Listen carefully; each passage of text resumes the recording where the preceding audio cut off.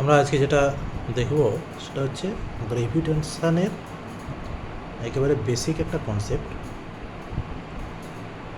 যে বলছে মহাবিশ্বে থাকা যে কোনো দুটো বস্তু কণা বা বস্তু পরস্পর থেকে যদি 8 সেপারেশনে থাকে এবং তাদের ভর যদি m1 আর m2 হয়, তবে এদের মধ্যে একটা কি ফোর্স কাজ করে না, অ্যাট্রাকশন ফোর্স।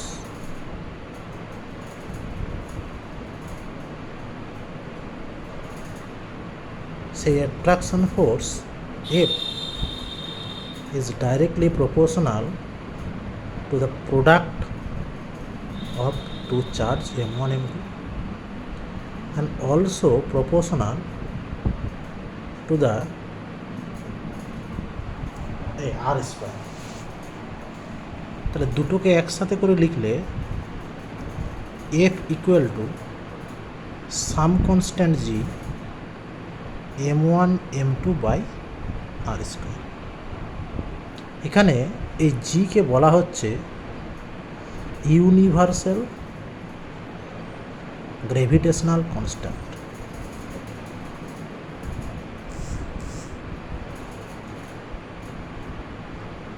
তাহলে মহাবিশ্বে থাকা যে কোনো দুটি বস্তু কণা পরস্পরের মধ্যে একটা আকর্ষণ বল কাজ করে, সেই আকর্ষণ বলের মান এই F equal to G into m1 into m2 by r square.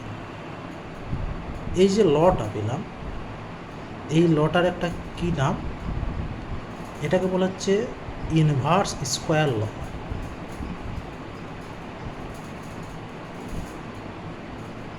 Inverse square ল কেন?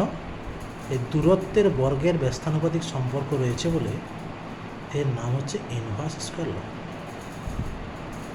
এর ক্যারেক্টারিস্টিক্স কি না, এটা হচ্ছে কনজারভেটিভ। কনজারভেটিভ মানে ডেল বলে একটা অপারেটর হয়, ডেল। এটা মানে কি, ভেক্টর থেকে ক্লাস 11 থেকে আমরা ভেক্টর পড়েছি। এটা I del del X plus J del del Y plus K del del Z. তো বলছে কনজারভেটিভের মেন শর্ত হচ্ছে এই ডেল অপারেটরটা যদি ফোর্সের সঙ্গে ডট প্রোডাক্ট হয় তবে সেটা অবশ্যই জিরো হবে। এই শর্তটাকে বলা হচ্ছে কনজারভেটিভ ফোর্স ফিল্ড। তার মানে এর একটা নাম আছে, এই ডেল অপারেটর যদি ডট প্রোডাক্ট হিসাবে একটা ভেক্টরের সঙ্গে কানেক্টেড হয় তখন তার নাম হচ্ছে divergence. Divergence of this vector.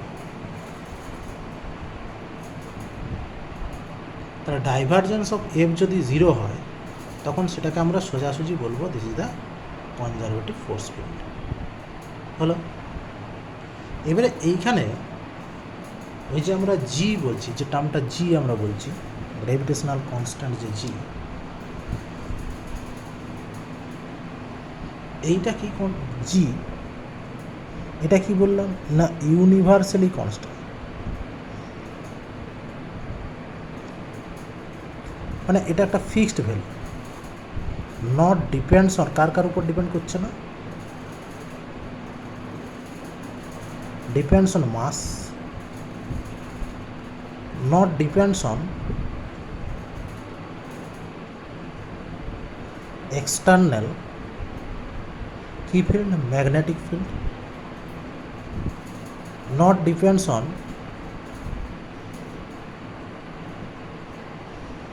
external electric field।